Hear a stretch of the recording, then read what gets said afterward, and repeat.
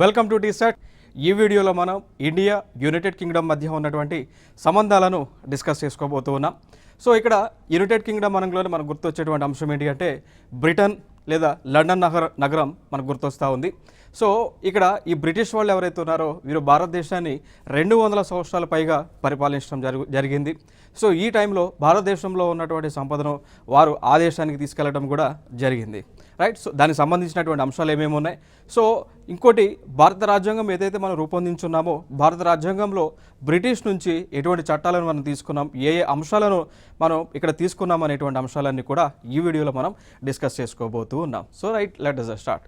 So ముందుగా map చూసినట్లయితే ఈ యొక్క బ్రిటన్ లేదంటే ఇక బ్రిటిష్ ఏరియా మ్యాప్లో చూసుకున్నట్లయితే ఈ విధంగా మనకు కనిపిస్తూ ఉంది. సో చూడండి, ఇక్కడ ఈ ప్రాంతం అంతా కూడా బ్రిటన్. సో ఇక్కడ ఇండియా ఉంటుంది, ఇక్కడ యునైటెడ్ కింగ్డమ్ ఉంటుంది. సాధారణంగా మనకు తెలిసినటువంటి అంశాలు ఏంటి అంటే యునైటెడ్ కింగ్డమ్ అంటే కేవలము బ్రిటన్ మాత్రమే అనుకుంటూ ఉన్నాం, అంటే ఇంగ్లాండ్ మాత్రమే అనుకుంటా ఉన్నాం. సో బట్ యునైటెడ్ కింగ్డమ్ అంటే దానితో పాటు ఇంకా కొన్ని ప్రాంతాలు అయితే కలిసి ఉండడం జరిగింది. అవి మనం చూసుకున్నట్లయితే స్కాట్లాండ్ అని, నార్థరన్ ఐలాండ్ అని, England, Wales. So United Kingdom అనంలోనే 4 ప్రాంతాలు మనకు గుర్తు రావాల్సి ఉంటుంది. ఒకటి ఇంగ్లాండ్ అనేటువంటి ప్రాంతం, ఇక్కడ ఉన్నటువంటి నార్థరన్ ఐర్లాండ్ అనేటువంటి ప్రాంతం, వేల్స్ అనేటువంటి ప్రాంతం, స్కాట్లాండ్ అనేటువంటి ప్రాంతం. సో ఈ ప్రాంతాలన్నీ కలిపే మనం యునైటెడ్ కింగ్డమ్గా పిలుస్తూ ఉంటాం. సో దాని తర్వాత దీని మ్యాప్ సేమ్ ఇదే మ్యాప్ మనం ఇక్కడ చూసుకున్నట్లయితే ఇదే మ్యాప్, ఈ విధంగా ఏరియాస్ అయితే ఉండడం జరిగింది. ఇంకా దాని తర్వాత మనం చూసుకున్నట్లయితే మరి బ్రిటిష్ వాళ్ళు భారతదేశానికి ఏ టైంలో వచ్చారు అన్నప్పుడు 1600 సంవత్సరంలో బ్రిటిష్ వాళ్ళు భారతదేశానికి రావడం జరిగింది. ఓకే, సో 1600లో బ్రిటిష్ వాళ్ళు భారతదేశానికి వచ్చారు. దాని తర్వాత అక్కడి నుంచి కూడా ఆ టైంలో భారతదేశంలో మొఘలులు భారతదేశాన్ని పరిపాలిస్తూ ఉన్నారు. సో ఇక్కడ ఈ బ్రిటిష్ వాళ్ళకి సంబంధించినటువంటి ఎవరైతే ఉన్నారో ఎంప్లాయీస్ ఎవరైతే ఉన్నారో వారు భారతదేశంలోకి వచ్చి ఫర్మాన్ అనేటువంటిది మొఘల్ రూలర్స్ దగ్గర నుంచి తీసుకొని అక్కడి నుంచి వ్యాపారం చేయడం మొదలుపెట్టారు. జనరల్గా బ్రిటన్ వాళ్ళు లేదంటే యునైటెడ్ కింగ్డమ్ వాళ్ళు భారతదేశానికి వారు వచ్చింది వ్యాపార నిమిత్తం భారతదేశానికి వారు రావడం జరిగింది. బట్ మరి వ్యాపారం కోసం వచ్చినటువంటి వారు భారతదేశంలో ఏం చేశారు మనందరికీ తెలుసు. మనందరం కూడా ఇండియన్ హిస్టరీ చదువుకున్నప్పుడు చూసే ఉంటాం. భారతదేశంలో ఉన్నటువంటి సంపద అంతా కూడా వారి దేశానికి తీసుకెళ్లడం జరిగింది. భారతదేశంలో ఉన్నటువంటి భారతీయులను స్లేవ్స్గా వారు చూడటం కూడా జరిగింది. సో దాని తర్వాత చూసుకున్నట్లయితే 1858 నుంచి 1947 వరకు కూడా బ్రిటిష్ వాళ్ళ పరిపాలన భారతదేశంలో సాగింది. దీనికంటే ముందు ఈస్ట్ ఇండియా కంపెనీ ఏదైతే ఉందో ఈఐసి అంటాం, ఈస్ట్ ఇండియా కంపెనీ వారు పరిపాలన చేశారు భారతదేశంలో. వీరి తర్వాత ఫస్ట్ మ్యూటనీ అనేటువంటిది, లేదు అంటే ఈ యొక్క సోల్జర్స్ సిపాయి తిరుగుబాటు ఏదైతే భారతదేశంలో జరిగిందో దాని తర్వాత 1857లో సిపాయిల తిరుగుబాటు అనేటువంటిది జరిగింది. మనం చూస్తున్నాం, మంగళపాండే అధ్యక్షతన జరిగింది. దానికి కారణాలు కూడా మనకు తెలుసు. ఈ వెపన్స్ ఏవైతే ఉన్నాయో వాటికి పంది యొక్క కొవ్వు ఏదైతే ఉందో దాన్ని ఈ వెపన్స్ యూజ్ చేసేవాళ్ళు. బట్ అది హిందూ రిలీజంలో ఆ పంది కొవ్వు లేదంటే ఫ్యాట్ అనేటువంటిది లేదంటే ఆవుకు సంబంధించినటువంటి కొవ్వు ఏదైతుందో అది పట్టుకోవడం కానీ దాన్ని టచ్ చేయడం కానీ హిందూ రిలీజన్లో అదొక అనెథికల్ థింగ్గా భావిస్తూ ఉంటాం. ఓకే, సో దానికి సంబంధించి ఇక్కడ సిపాయి మ్యూటనీ అనేటువంటిది భారతదేశంలో జరిగింది. దాని తర్వాత 1857 తర్వాత ఆ బ్రిటిష్ రాణి ఎవరైతే ఉన్నారో సో వారు కంప్లీట్గా ఇండియాను కంట్రోల్ చేయడం జరిగింది. సో అది 1858 నుంచి 1947 వరకు కూడా. సో మనందరికీ తెలుసు 1947లో ఆగస్టు 15వ తేదీన భారతదేశానికి ఈ యొక్క స్వతంత్రం అనేటువంటిది వచ్చిందనేటువంటి అంశం కూడా మనకి తెలుసు. సో దాని తర్వాత 1950లో 1950వ సంవత్సరంలో జనవరి 26వ తేదీన 1950 సంవత్సరం జనవరి 26వ తేదీన భారతదేశానికి స్వతంత్రం అనేటువంటిది, అంటే భారతదేశం రూపొందించుకున్నటువంటి ఈ యొక్క రాజ్యాంగం ఏదైతే ఉందో అది భారతదేశంలో అమలులోకి వచ్చినటువంటి రోజు. సో భారతదేశం రూపొందించుకున్నటువంటి కాన్స్టిట్యూషన్ ఈ రోజున అమల్లోకి వచ్చినటువంటి రోజు. సో ఈ రోజునే భారతదేశాన్ని రిపబ్లిక్ ఆఫ్ ఇండియాగా ఈ రోజునే భారతదేశాన్ని కంటిన్యూ చేస్తూ ఉన్నాం. సో ఈ రోజు నుంచి భారతదేశాన్ని రిపబ్లిక్ ఆఫ్ ఇండియాగా మనం పిలుస్తూ ఉన్నాం. సో దాని తర్వాత మనం చూసుకున్నట్లయితే ఇంకొక అంశం డిప్లొమాటిక్ సంబంధించినటువంటి అంశాలలో ఇండియాకి, యునైటెడ్ కింగ్డమ్కి లేదా బ్రిటన్కి, యునైటెడ్ కింగ్డమ్కి అయినా బ్రిటన్కి అయినా ఇంగ్లాండ్ అయినా all are the same. Okay, so వీళ్ళతో మనం 2004లో స్ట్రాటజిక్ పార్ట్నర్షిప్ అగ్రిమెంట్ అనేటువంటిది చేసుకున్నాం. సో 2004లో వ్యూహాత్మక భాగస్వామ్య ఒప్పందాన్ని మనం చేసుకోవడం జరిగింది. దాని తర్వాత 2010లో మనం ఏం చేసాము అంటే, ఏదైతే గతంలో 2004లో స్ట్రాటజిక్ పార్ట్నర్షిప్ అగ్రిమెంట్ అనేటువంటిది మనం చేసుకున్నామో దాన్ని అప్గ్రేడ్ చేసాం. దాన్ని అంటాము ఎన్హాన్స్డ్ పార్ట్నర్షిప్ ఫర్ ద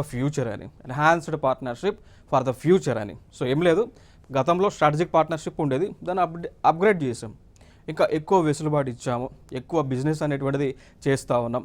వాళ్ళు అంటే ఆ దేశం వాళ్ళు భారతదేశంలో పెట్టుబడులు పెట్టడానికి ఎక్కువ మార్కెట్ని మనం ఓపెన్ చేయడం జరిగింది. ఇవన్నీ కూడా మనం చేసినటువంటి కార్యక్రమాలు. ఇంకా దాని తర్వాత నెక్స్ట్ జరిగినటువంటి పరిణామాలు చూసుకుంటే, పొలిటికల్ పాయింట్ ఆఫ్ వ్యూలో రాజకీయంగా మనం మాట్లాడాల్సి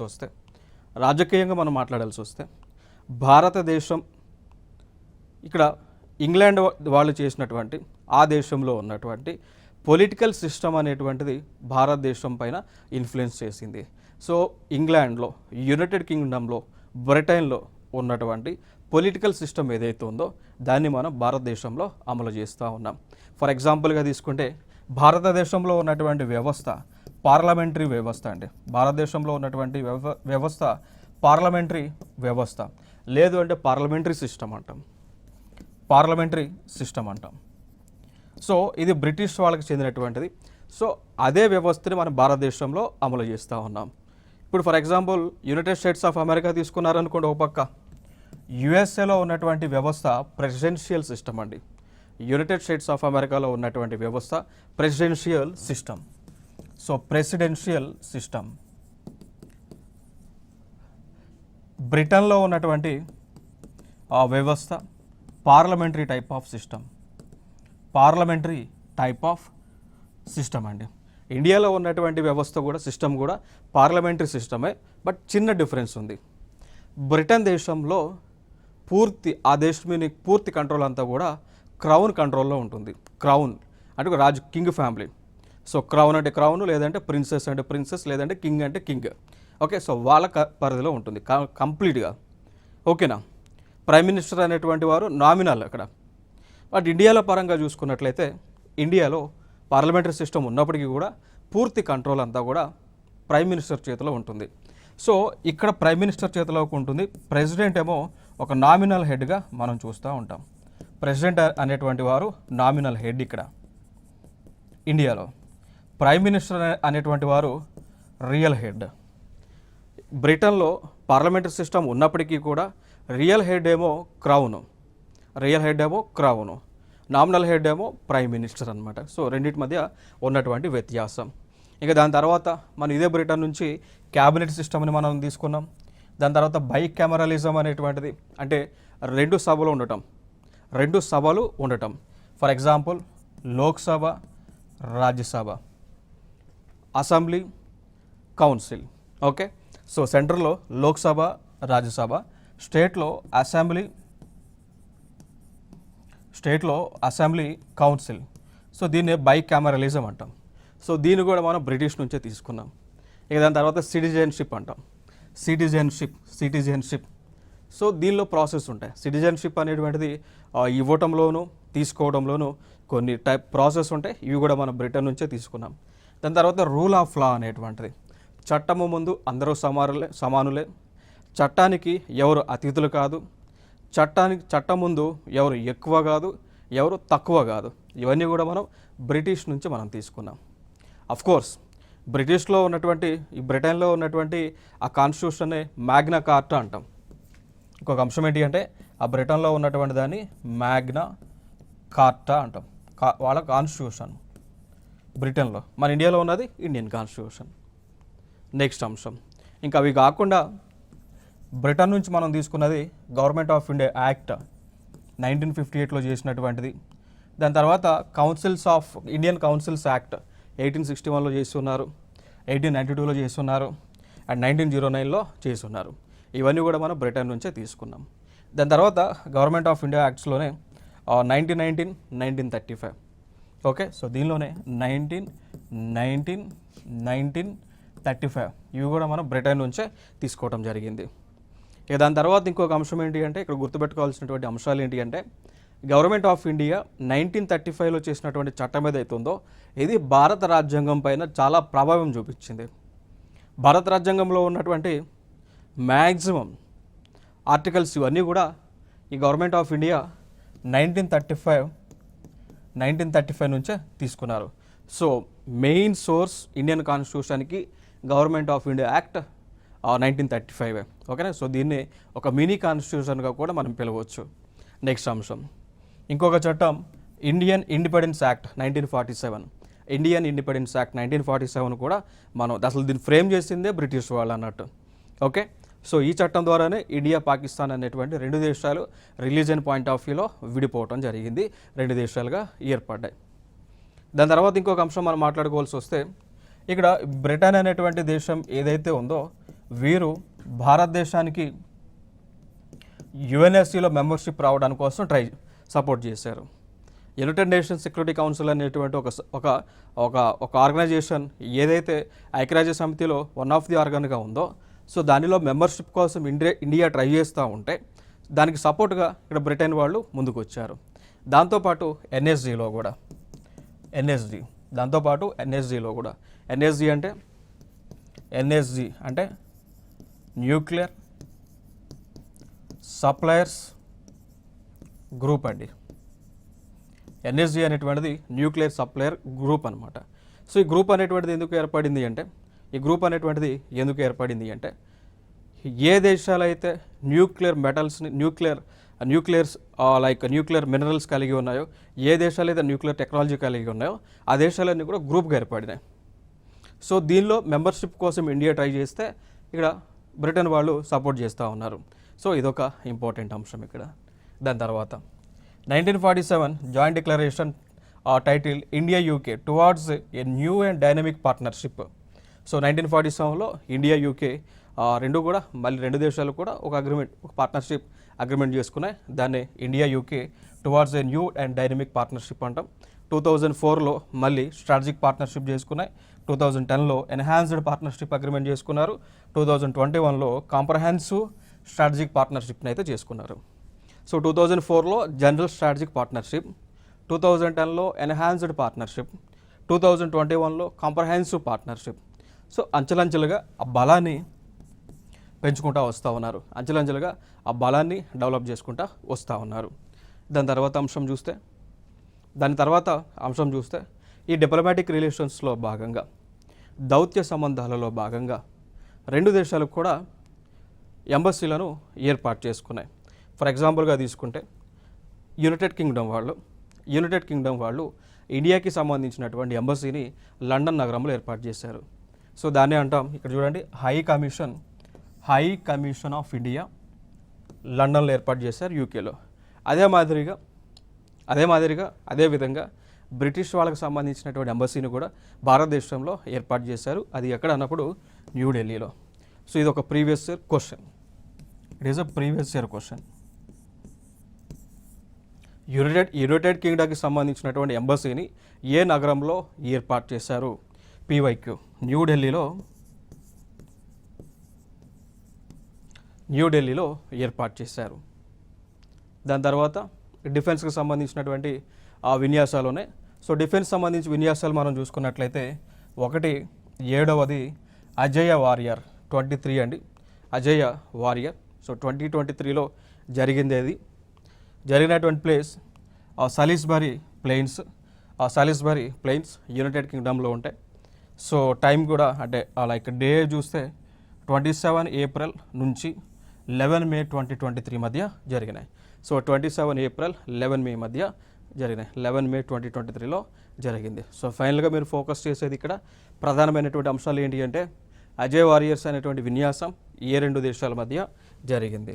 సో ఏ రెండు దేశాల మధ్య? ఇండియా అదేవిధంగా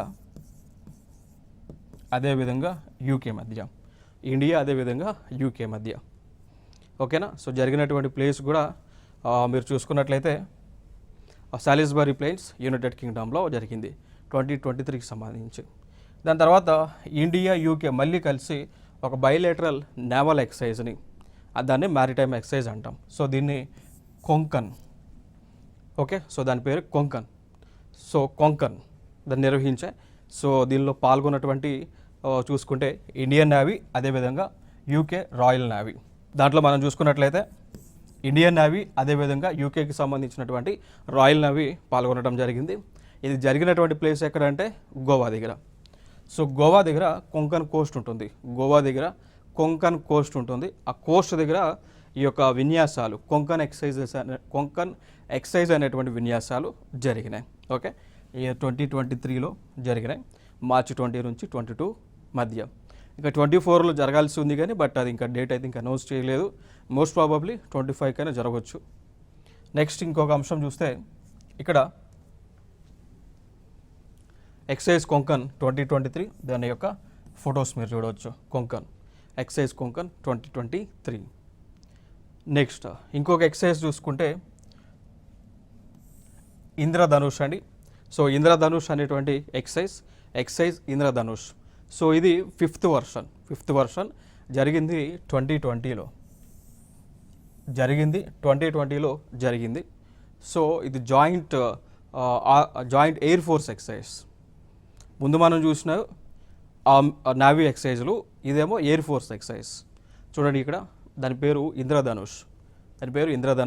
ఫిఫ్త్ ఎడిషన్ 2020లో జరిగింది. సో 24 ఫిబ్రవరి 2020లో జరిగింది. సో జరిగినటువంటి ప్లేస్ ఎక్కడంటే హిందన్ అనేటువంటి ప్లేస్. సో అక్కడ ఎయిర్ ఫోర్స్ స్టేషన్ ఏదైతే ఉందో హిందన్, సో అక్కడ జరగటం జరిగింది. నెక్స్ట్ అంశం సైబర్ సెక్యూరిటీకి సంబంధించి సైబర్ సంబంధించిన నేరాలను అదుపు చేయడానికి రెండు దేశాల మధ్య, అంటే భారతదేశంలో ఉన్నటువంటి ఐటీ వింగ్ ఉంటుంది, యూకేలో ఉన్నటువంటి ఆ ఐటీ వింగ్ ఉంటుంది. సో రెండింటి మధ్య అగ్రిమెంట్ కూడా 2016లో జరిగింది. ఇంకొక అంశం ఏంటి అంటే CERT. So CERT computer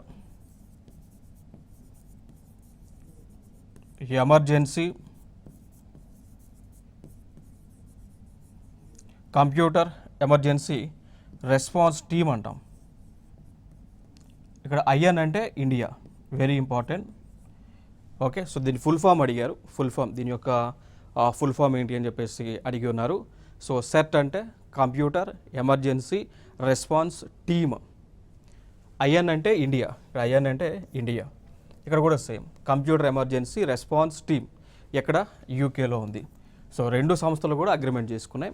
so ఇది ఎందుకోసము అంటే సైబర్ నేరాలను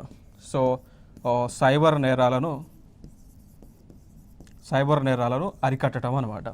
సో లైక్ మనందరూ తెలుసు సైబర్ నేరాలు అంటే ఒకటి హ్యాక్ చేయటం, బ్యాంక్ అకౌంట్లను లేదంటే ఫోన్లను హ్యాక్ చేయటం, మన యొక్క ప్రైవసీకి భంగం కలిగేలాగా మన ఫొటోస్ ఏవైతే ఉన్నాయో అవి క్లౌడ్ స్టోరేజ్ నుంచి తీసుకోవడం, సో మార్ఫింగ్ చేయటం, బ్లాక్మెయిల్ చేయటం, ఓకేనా. సో పర్సన్ యొక్క వేరియబోట్స్ అని కూడా తెలుసుకోవడం, ఇవన్నీ కూడా సైబర్ నేరాల కింద వస్తాయి.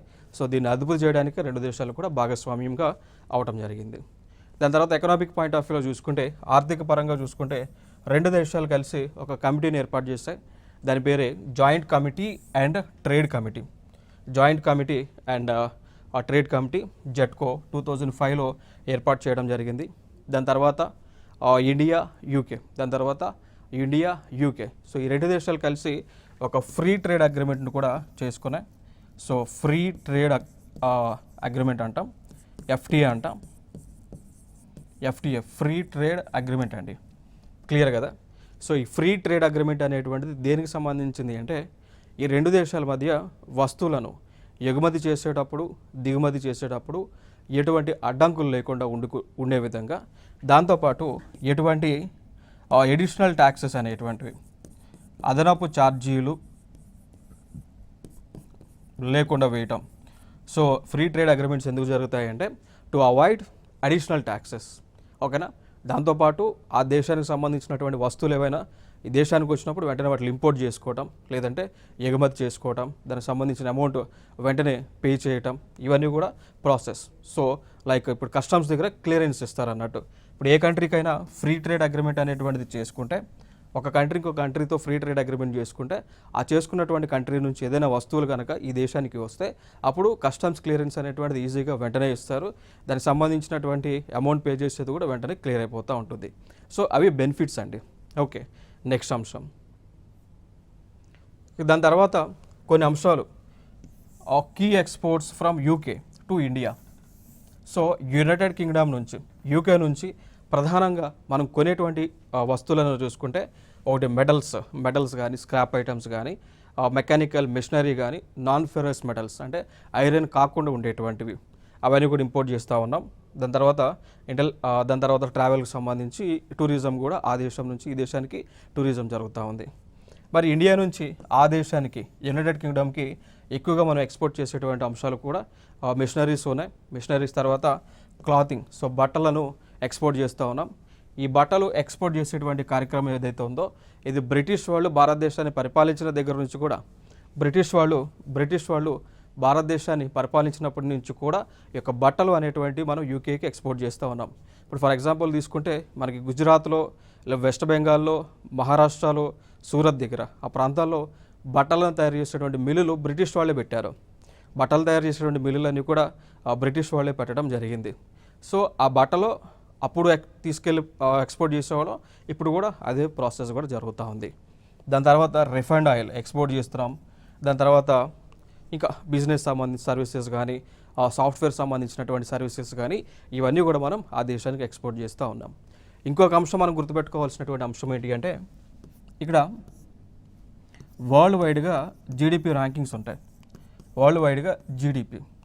సో గతంలో ఈ వరల్డ్ వైడ్ జీడిపి దేశ స్థూల ఆదాయాలు ఏవైతే ఉంటాయో ఆ జీడిపి ర్యాంకింగ్స్లో టాప్ ప్లేస్లో యుఎస్ఏ ఉంది. సెకండ్ ప్లేస్లో చైనా ఉంది. ఓకేనా. సో ఫస్ట్ ప్లేస్లో యుఎస్ఏ ఉంది, సెకండ్ ప్లేస్లో చైనా ఉంది. దాని తర్వాత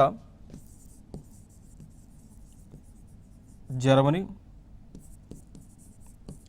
జపాన్, ఇండియా ఉంది. సో ఇండియా, దాని తర్వాత యునైటెడ్ కింగ్డమ్ ఉంది. ఓకేనా. So USA, China, Germany, Japan, India, UK. So గతంలో అండ్ ఇప్పుడు కాదు 2024, 22 ఆ ప్రాంతాల్లో యూకే 5th ప్లేస్లో ఉండేది. ఓకేనా. సో 24, 20 ఆ టైంలో యూకే 5th ప్లేస్లో ఉండేది, ఇండియా 6th ప్లేస్లో ఉండేది. సో మన జీడిపి మనం పెంచుకొని మనము 5th ప్లేస్లోకి వచ్చాము, యూకే 6th ప్లేస్లోకి వచ్చింది. ఓకేనా. సో ఇక్కడ చూసుకుంటే ఇది యూకే 5th ప్లేస్లోకి, సో అంటే ఇక్కడ 5th ప్లేస్లో ఉన్నటువంటి యూకే 6thలోకి వచ్చింది, 6thలో ఉన్నటువంటి ఇండియా 5th ప్లేస్లోకి వచ్చింది. సో ఎకానమీ పరంగా మనం యూకేని అయితే ఓవర్ రైడ్ చేయడం జరిగింది. సో ఇదే అంశాన్ని ఇక్కడ స్పష్టం చేస్తూ ఉన్నారు. ఇక్కడ చూడవచ్చు UK 6th largest economy, Indian ఏమో 5th largest economy. So world వైడ్గా టాప్లో ఉన్నటువంటి దేశం ఏది అంటే United States of America, second ప్లేస్లో చైనా అనేటువంటిది ఉంది. క్లియర్. నెక్స్ట్ అంశం హెల్త్ పరంగా చూసుకున్నట్లయితే, ఆరోగ్యానికి సంబంధించి ఆరోగ్యపరంగా మనం చూసుకున్నట్లయితే ఇక్కడ partnership between Oxford university, AstraZeneca and serum institute of India. So ఈ 3 సంస్థల మధ్య, 3 కంపెనీస్ మధ్య ఒప్పందం జరిగింది. ఆ ఒప్పందం దేనికి సంబంధించింది అంటే ఈ కరోనాకు సంబంధించినటువంటి వ్యాక్సిన్ ఏదైతే ఉందో, సో కోవిడ్ వ్యాక్సిన్ ఏదైతే ఉందో దాన్ని ఉత్పత్తి చేసేదానికి. ఓకే. సో ఇది ఒక అంశం. ఇక్కడ మనం గుర్తుపెట్టుకోవాల్సినటువంటి అంశాలు ఏంటి అంటే ఆక్స్ఫోర్డ్ యూనివర్సిటీ, ఆస్ట్రాజెనికా యూకే వాళ్ళే. సో ఈ రెండింటితో ఇండియాకి చెందినటువంటి serum institute of India, so SII అంటాం, సీరమ్ ఇన్స్టిట్యూట్ ఆఫ్ ఇండియా, వీరు అగ్రిమెంట్ చేసుకున్నారు. ఓకే. సో ఇది ఇండియన్ కంపెనీ, ఇది సీరమ్ అనేటువంటిది. సో సీరమ్ అనేటువంటిది పూణేలో ఉంటుంది, పూణే, సో మహారాష్ట్రలో ఉంటుంది. సో ఈ కంపెనీ వారితో అగ్రిమెంట్స్ అయితే చేసుకున్నారు. ఇది హెల్త్ పరంగా మనం డిస్కస్ చేసేటువంటి అంశాలు. ఇక దాని తర్వాత working on pandemic preparedness, anti microbial resistance అనమాట. సో ఇక్కడ మనం చూసుకుంటే కరోనా వచ్చిన తర్వాత 2 దేశాలు, అదేవిధంగా ఈ దేశాల్లో ఉన్నటువంటి కంపెనీలన్నీ కూడా ఈ కరోనా అనేటువంటి దాన్ని నిర్మూలించడానికి, దానికి సంబంధించినటువంటి వ్యాక్సిన్స్ అన్నీ కూడా తయారు చేయడానికి, ఇవన్నీ కూడా కలిసికట్టుగా ఉండి వ్యాక్సిన్స్ అనేటువంటివి తయారు చేస్తూ ఉన్నారు. ఇది ఒక అంశంగా మనం చెప్పుకోవచ్చు. దాని తర్వాత ఇండియన్ గవర్నమెంట్ ఆయుర్ యోగా అనేటువంటి ఒక ప్రోగ్రామ్ని, ఇండియన్ గవర్నమెంట్ ఆయుర్ యోగా అనేటువంటి ఒక ప్రోగ్రామ్ని యునైటెడ్ కింగ్డమ్లో లాంచ్ చేసింది. ఆయుర్ యోగా అనేటువంటి ఒక ప్రోగ్రామ్ని ఇండియన్ గవర్నమెంట్ యునైటెడ్ కింగ్డమ్లో 2020లో లాంచ్ చేసింది. సో ఇక్కడ ఈ ఆయుర్ యోగా అనేటువంటి ప్రోగ్రామ్ దీనిలో 2 types ఆఫ్ మెడిసినల్ ఉంటాయి. లైక్ ఒకటి ఆయుర్వేద అదేవిధంగా యోగా అండి. సో ఆయుర్వేద అనేటువంటి మెడిసిన్ సంబంధించినటువంటి సైన్స్ ఏదైతే ఉందో ఇది ఆ దేశంలో ఇంట్రడ్యూస్ చేశారు. అదేవిధంగా యోగా అనేటువంటిది కూడా ఆ దేశంలో ఇంట్రడ్యూస్ చేశారు. ఈ రెండు కూడా మన భారతదేశానికి చెందినటువంటి సంపద. నెక్స్ట్ అంశం చూస్తే ఇదే అండి. సో ఆ దేశంలో యునైటెడ్ కింగ్డమ్లో యోగాని నేర్పిస్తూ ఉన్నారు. ఆయుర్వేదిక్ మెడిసిన్ ఏదైతే ఉందో దానికి సంబంధించిందంతా కూడా ఫార్ములాస్ అన్నీ కూడా వారికి తెలియజేస్తూ ఉన్నారు. సో ఇది ఒక ఫోటో కూడా మీరు చూడొచ్చు. నెక్స్ట్ కల్చర్ పరంగా మనం చూసుకున్నట్లయితే ద నెహ్రూ సెంటర్ అండి. ద నెహ్రూ సెంటర్ని లండన్ నగరంలో నెహ్రూ సెంటర్ని ఏర్పాటు చేయడం జరిగింది. సో దానికి సంబంధించినటువంటి MOU కూడా 2010లో జరిగింది. So MOU memorandum of understanding culture కోఆపరేషన్లో భాగంగా 2010లో జరిగింది. సో దాని పర్యవసనంగా అంటే 2010లో జరిగింది. దాంతోపాటు ఇక్కడ లండన్ నగరంలోనే ద నెహ్రూ సెంటర్ అనేటువంటి దాన్ని 1992లో ఏర్పాటు చేయడం జరిగింది ఇండియన్ గవర్నమెంట్. నెక్స్ట్ అంశం ఇంకొక మెయిన్ ఇక్కడ ఇంపార్టెంట్ థింగ్ ఏంటి అంటే ఇదొక ప్రీవియస్ ఇయర్ క్వశ్చన్. ఆ క్వశ్చన్ ఏంటి అంటే యంగ్ ప్రొఫెషనల్ స్కీమ్ అనేటువంటిది ఏ రెండు దేశాలు కలిసి ప్రారంభించాయి? సో యంగ్ ప్రొఫెషనల్ స్కీమ్ అనేటువంటిది ఏ రెండు దేశాలు కలిసి ప్రారంభించాయి అనేటువంటిది ఇది ఒక ప్రీవియస్ ఇయర్ క్వశ్చన్ అండి. సో ఏ రెండు దేశాలు? UK and India. So UK and India కలిసి ఈ యొక్క యంగ్ ప్రొఫెషనల్ స్కీమ్ అనేటువంటి దాన్ని లాంచ్ చేశారు. సో దీని యొక్క ముఖ్య ఉద్దేశం ఏంటి అంటే ఎవరైతే భారతదేశానికి చెందినటువంటి ప్రొఫెషనల్స్ ఉంటారో వారు యొక్క ఏజ్ అనేటువంటిది వయసు అనేటువంటిది 18 నుంచి 30 సంవత్సరాల లోపు ఉంటే వారు UKకి వెళ్ళొచ్చండి. సో UKకి వెళ్ళి వాళ్ళు అక్కడ అంటే నివాసం ఉంటూ వర్క్ చేసుకోవచ్చు, జాబ్ చేసుకోవచ్చు. అట్లా ఎంతమందికి ఆపర్చునిటీ ఇస్తున్నారు అంటే 3000 మెంబర్స్కి. ఓకేనా? సో 3000 మెంబర్స్కి ఆపర్చునిటీ అనేటువంటిది UK వారికి కల్పించడం జరిగింది. So India becomes the first visa national country to benefit from such a scheme అండి. ఓకేనా? సో ఇది మన ఇండియాతో ఒక దేశం ఏదైనా ఫారెన్ కంట్రీ చేసి ఇట్లాంటి ప్రోగ్రామ్ చేసింది అంటే ఇది ఫస్ట్ టైం అన్నట్టు. సో ఇండియా UKతో ఈ విధంగా ప్రోగ్రామ్ చేయడం ఇది ఫస్ట్ టైం. స్కీమ్ పేరే young professional scheme. Okay. So UK and India మధ్య యంగ్ ప్రొఫెషనల్ స్కీమ్ అనేటువంటిది ఇంప్లిమెంట్ చేస్తూ ఉన్నారు. భారతదేశానికి చెందినటువంటి 3000 మంది పైగా ప్రొఫెషనల్స్ అనేటువంటి వారు ఇండియా నుంచి, సో భారతదేశం నుంచి UKకి వెళ్ళొచ్చు. సో అక్కడ వాళ్ళు స్టే చేయవచ్చు, జాబ్ చేసుకోవచ్చు. ఇది ఇంపార్టెంట్ అంశం ఇక్కడ. నెక్స్ట్ అంశం మనం చూసుకున్నట్లయితే ఇంకొక అంశం బ్రెగ్జిట్ గురించి మనం మాట్లాడుకోవాలి. So Brexit okay. So Brexit అనేటువంటిది న్యూస్లో ఉంది. ఈ అంశం ఏంటి అంటే బ్రిటన్ అనేటువంటిది గతంలో యూరోపియన్ యూనియన్లో మెంబర్గా ఉండేది. సో ఆ యూరోపియన్ యూనియన్లో మెంబర్గా ఉన్నటువంటి బ్రిటన్ అనేటువంటి దేశం దాని నుంచి ఎగ్జిట్ అవుతుంది. సో ఆ ఎగ్జిట్ అయ్యే ప్రాసెస్సే బ్రెగ్జిట్ అంటాం.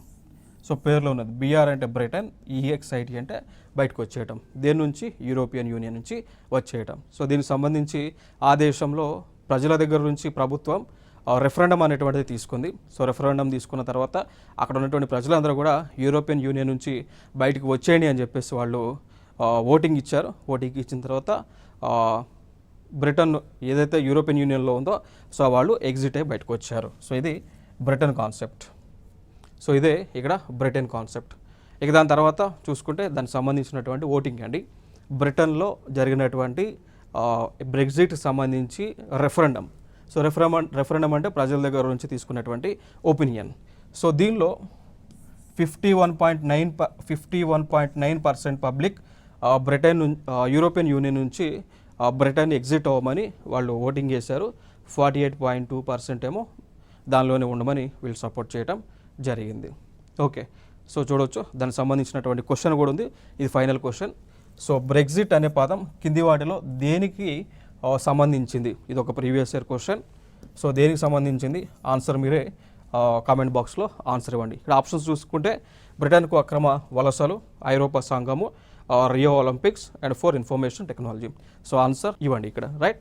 సో ఇది ఇండియా అండ్ బ్రిటన్కి సంబంధించినటువంటి లేదా ఇండియా యూకేకి సంబంధించినటువంటి ఇన్ఫర్మేషన్. సో నెక్స్ట్ వీడియోలో మరికొన్ని అంశాలతో మీ ముందుకు రావడం జరుగుతుంది. Thank you so much.